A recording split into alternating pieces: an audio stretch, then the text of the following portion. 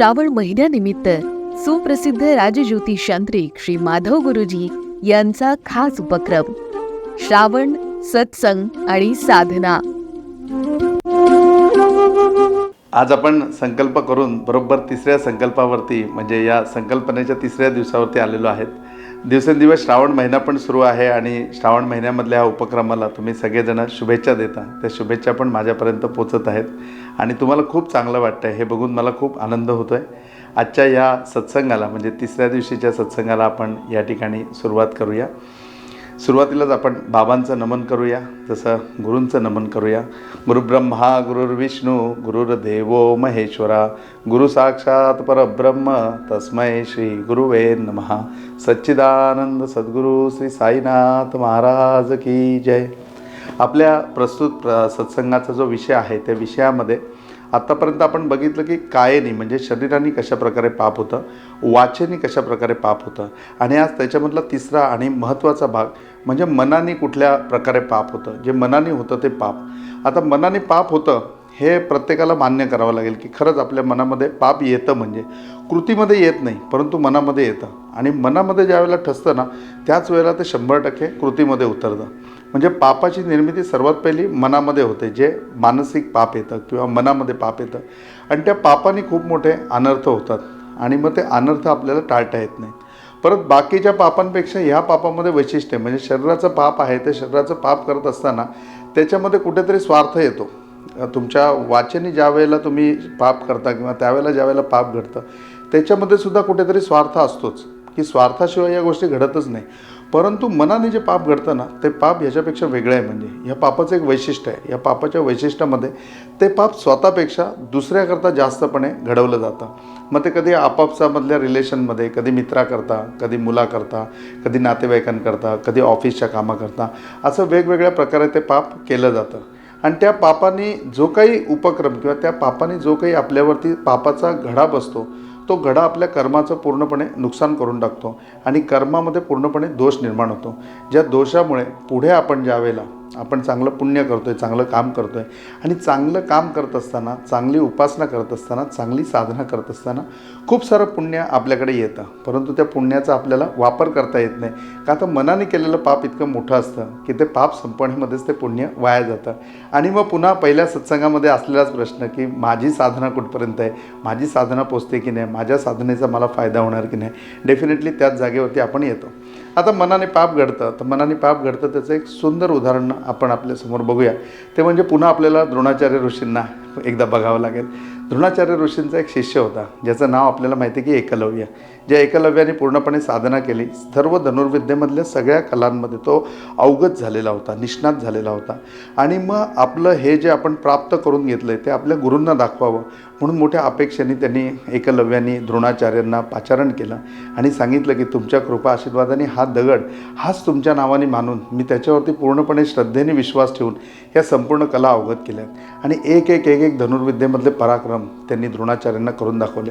द्रोणाचार्य त्यावेळेला त्याची ती कला बघून इतके निस्सीम त्याच्यावरती खुश झालेले होते की प्रचंड की ह्याला काय बक्षीस देऊन याचा किती सत्कार करू आणि किती गुणगौरव करू आणि परत त्याचा प्रामाणिकपणा तर किती आहे की त्यांनी माझ्या नावाने एक दगड तिथे ठेवला आहे आणि त्या दगडाला तो गुरु मानतोय आणि तो गुरु मानून त्यांनी एवढं प्राप्त केलं आहे। त्या सगळ्या गोष्टींचं कुठेतरी कौतुक असताना मनामध्ये एक क्षुल्लक गोष्ट त्या ठिकाणी आली की अरे पण हा सगळा इतिहास याचा बाहेर आला, या इतिहासाची जाहिरात झाली आणि खरोखरी हा प्रसिद्धीला आला तर माझं काय होईल, मला कोण विचारेल आणि दुसरी गोष्ट म्हणजे अर्जुनाचं काय होईल, कारण प्रचंड प्रेम अर्जुनावरती होतं आणि कुठेतरी द्रोणाचार्यांच्या मनामध्ये हा स्वार्थ होता की अर्जुन हा विश्वविख्यात, अख्ख्या विश्वामध्ये प्रमुख विश्वविख्यात असा धनुर्धारी होईल आणि हा धनुर्धारी अर्जुन ज्या वेळेला त्या ठिकाणी गौरवला जाईल त्यावेळेला त्याला पहिला प्रश्न हा विचारला जाईल की बाळा तुझा गुरु कोण आहे, तू कुणाकडनं ही सगळी विद्या प्राप्त केली आहे आणि त्यावेळेला तो जे द्रोणाचार्य नाव सांगेल ते ऐकायला माझे कान आसुसलेले असतील, त्यावेळेला माझी ताठ मान होईल आणि या सगळ्या गोष्टीचा विचार करत द्रोणाचार्य एकी बाजूला अर्जुनाचा विचार करतायत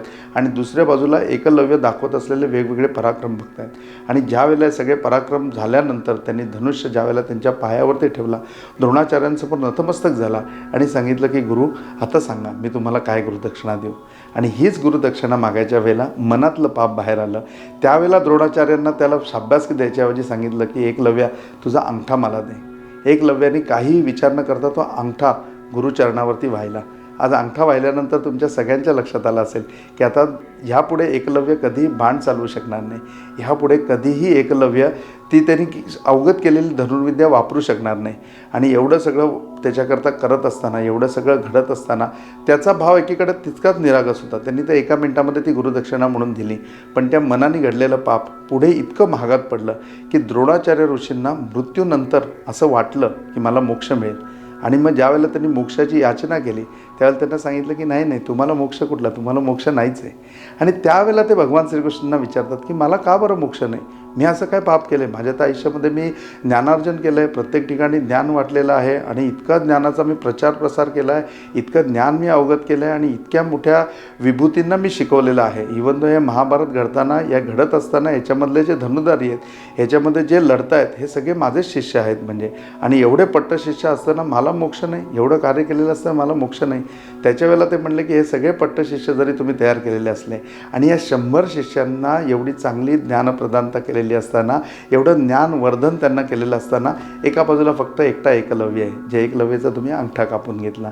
आणि या पापामुळे पुढे तुम्हाला मोक्ष नाही. पुढे काही जन्म तुम्हाला तपश्चर्या करून तुम्हाला पुण्य कमवावं लागेल. आणि जे पुण्य कमवलेलं तुम्ही टाकाल त्यावेळेला हे जे पाप तुमच्याकडे आहे, जे पाप तुमच्याकडे एकलव्यामुळे आलेलं आहे, ते पाप पूर्ण तुमचं नष्ट होईल. त्यावेळेला कुठेतरी इक्वल होईल. आणि त्या 4 जन्मामध्ये जर कुठलं नवीन पाप तुम्ही केलं नाही काया वाचा मने, तर तुमच्या मोक्षाच्या बाबतीमध्ये विचार केला जाईल. अतिशय त्या ठिकाणी म्हणजे की लज्जित द्रोणाचार्य झाले. आणि त्या घटनेने खरोखरी ते असे म्हणजे की इतके अपमानित झाले की त्यांना वाटलं खरंच आपल्याला 4 जन्म काय पुढे 40 जन्म आपल्याला घ्यावे लागतील, तेव्हा आपण हे पाप याच्यातून बाहेर पडू शकू. आता आपण धर्मराजाचं उदाहरण पाहू. धर्मराजाच्या आयुष्यामध्ये धर्मराजाला सुद्धा वाटत होतं की मला स्वर्गाची प्राप्ती होईल. आणि स्वर्गाच्या ज्या वेळेला एंट्रन्सपाशी म्हणजे दारापाशी ज्या वेळेला तो गेला, त्याच्या वेळेला त्याला स्वर्गामध्ये एंट्री नव्हती. आणि ती स्वर्गामध्ये एंट्री का नाही, त्यावेळेला त्याने विचारलं की माझ्या आयुष्यामध्ये मी कुठलंही पाप केलं नाही आणि मला जेवढे माझे जन्म आठवतात त्या जन्मामध्ये मी कुठलंही पाप केलेलं नाही. मी केलं आहे ते फक्त पुण्याचा संग्रह केलेला आहे, माझ्या पाठी फक्त पुण्य आहे. तेव्हा मला कुठल्याही परिस्थितीमध्ये स्वर्गामध्ये प्रवेश मिळाला पाहिजे. त्याच्या वेळेला त्या ठिकाणी यक्ष होता आणि यक्ष म्हणाला की धर्मराजा तुम्ही काहीतरी विसरताय, तुम्ही म्हणताय निर्विवाद सत्य आहे परंतु तुम्ही पाप केलेलं आहे बरं का. त्यावेळेला धर्मराज हताश होऊन म्हणाला मी कुठलं पाप केलं आहे. तर म्हणले बघा महाभारताचं युद्ध चालू होतं, त्या ठिकाणी द्रोणाचार्य विचारायला आलेले होते आणि त्यांनी श्रीकृष्ण परमात्मा भगवान समोर असतानासुद्धा केवळ आणि केवळ तुमच्या सत्यावरती विश्वास ठेवलेला होता, तुमच्यावरती विश्वास ठेवलेला होता. आणि त्यावेळेला त्यांनी तुम्हाला प्रश्न विचारला की अरे खरंच अश्वत्थामा नावाचा माझा मुलगा गेला आहे का. त्यावेळेला तू काय उत्तर दिलंस. त्याच्या वेळेला उत्तर देताना धर्मराज थोडासा हबकला आणि म्हणला की मी उत्तर दिलं त्याच्यामध्ये मी नरोबा अथवा कुंजरोबा, हे मी कुंजरोबा म्हणलं, हे माझ्या मनातल्या मनामध्ये म्हणलं. आमचं असं ठरलेलं होतं, कृष्णाने मला सांगितलेलं होतं की द्रोणाचार्य मी असतानासुद्धा केवळ आणि केवळ तुला येऊन विचारतील की अश्वत्थामा नावाचा हत्ती गेला का, अश्वत्थामा नावाचा मनुष्य गेला म्हणजे माझा मुलगा गेला. तू त्यावेळेला निक्षून त्यांना सांग की नाही तुमचा मुलगाच गेला. परंतु धर्मराज म्हणले मी त्यावेळेला कृष्णाला सुद्धा देव असताना विरोध केलेला आहे की नाही म्हणून मी युद्ध जिंकलो नाही तरी चालेल, मला राज्य मिळालं नाही तरी चालेल. मग त्याच्यावरती आम्ही हा तोडगा काढलेला होता की तो म्हणला तू सांग फक्त नरोबा अथवा कुंजरोबा. मग त्याच्यामध्ये तू अथवा कुंजरोबा हे तू मनात बोललंस तरी चालेल, त्यांना कुठे ऐकायला जाणार आहे. आणि तू मनातल्या मनात हे म्हणलं तर तुझं पण पूर्ण झालं आणि त्यांचं पण पूर्ण झालं. मग त्या गोष्टीवरती मी हो बोललेलो होतो म्हणजे नरोबा अथवा कुंजरोबा. आपल्याला महाभारतामध्ये हे माहिती आहे की ज्यावेळेला नरोबा बोलल्यानंतर कृष्णाने त्याचा पांचजन्य नावाचा शंख इतक्या जोरात शंखनाद केला की पुढचा अथवा कुंजरोबा हे त्यांना ऐकायलाच गेलं नाही. परंतु धर्मराज त्याच्या सफाईमध्ये स्वतः असं सांगतात की त्यावेळेला मी ते मनातल्या मनात बोललेलो होतो.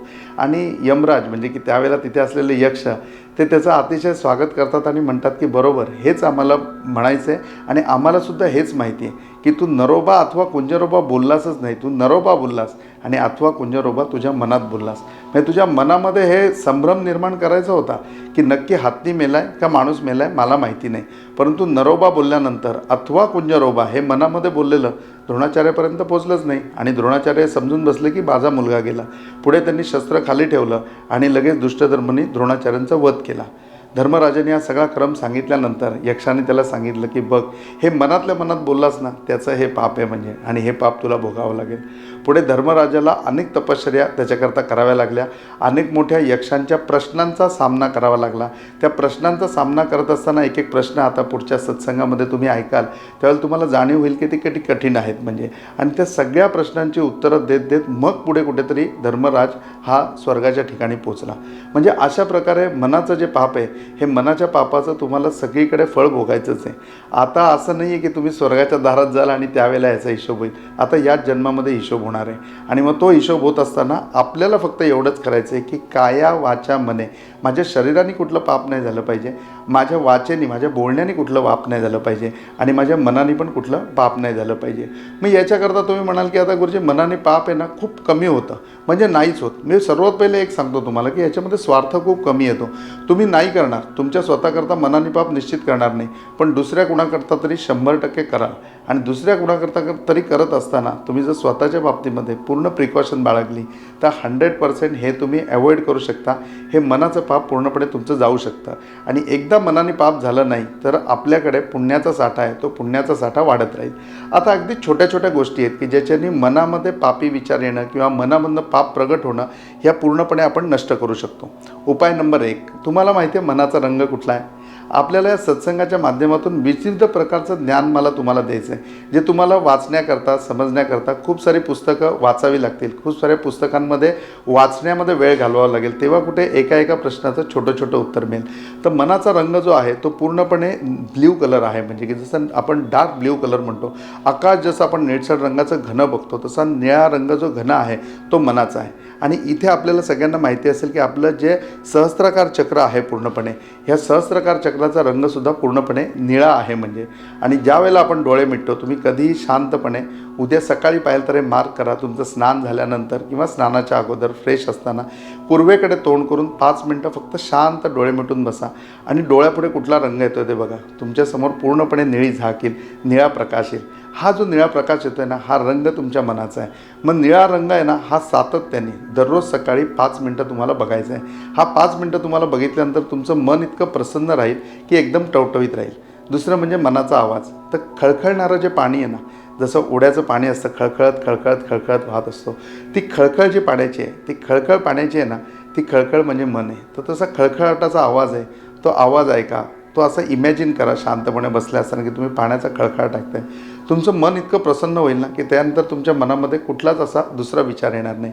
आणि तिसरं मनाचं साधन जर कुठलं असेल तर ते म्हणजे ओंकार. शांतपणे बसून शांतपणे ओंकार करा. 11 ओंकार पुष्कळ झाले म्हणजे त्या 11 ओंकारामध्ये तुमचं मन इतकं प्रसन्न होईल की तुम्ही पूर्णपणे एक नवीन म्हणजे की तुमचं जीवन जे जगताय ते आत्तापर्यंत जे जगत होते ह्या कृतीनंतर काहीतरी नव्याने जगायला लागाल. तुमच्या मनामध्ये वेगवेगळे चांगले विचार येतील जे तुम्हाला पुढे आणणारे असतील, तुमची प्रगती करणार असतील, तुम्हाला नवीन रस्ता दाखवणारे असतील. निश्चितपणे त्याचा विचार करा. आणि या सगळ्याला अनुसरून 100% एक गोष्ट होईल की यत्किंचितसुद्धा पाप, यत्किंचितसुद्धा दुजाभाव किंवा इतक्यांचितसुद्धा कुठलं पातक तुमच्या मनामध्ये येणार नाही. आणि एकदा मनामध्ये तसं पातक यायचं बंद झालं की कुठलीही कृती करताना तुम्ही अगदी पाण्याच्या खळखळाटाप्रमाणे खळखळाटाल, आकाशाच्या निळ्या रंगाप्रमाणे पूर्णपणे असे भरून असाल की भरला घनदाट हरी दिसे. हा जो वाक्य आहे किंवा हे जे संतांचं वचन आहे की भरला घनदाट हरी दिसे, ती भरला घनदाट हरी दिसे अशी आपली पूर्णपणे अवस्था होईल. आणि ती अवस्था प्राप्त करून झाल्यानंतर सगळीकडे आनंदी आनंद असेल. अशा प्रकारे कायेने, वाचेने आणि मनाने ह्या तिन्हीने होणारी पापं आपण नीट समजून घेतलेली आहे. आणि आज आपण ही प्रतिज्ञा केलेली आहे की या श्रावण महिन्यापासून आपण आता हे सत्संग ऐकल्यापासून शरीराने कुठलंही पाप करणार नाही, वाचेने कुठल्याही प्रकारचं पाप करणार नाही आणि मनाने कुठल्याही प्रकारचं पाप करणार नाही. ही तिन्ही पापं आपली ज्यावेळेला सांगतील, हे तिन्ही पापला आपली ज्यावेळेला संपतील, ही संपून झाल्याच्या नंतर मग खऱ्या अर्थाने आपल्या आयुष्यामध्ये उन्नतीला सुरुवात होईल.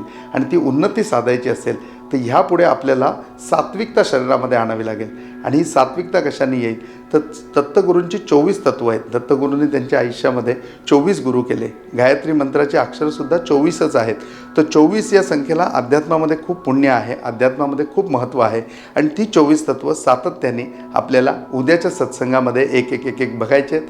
आणि आपण निश्चितपणे त्या 24चा पूर्णपणे लाभ घेऊ. ती आपल्यामध्ये सामावू की काया वाचा मने आता आपलं कुठलंही पाप होणार नाही आहे.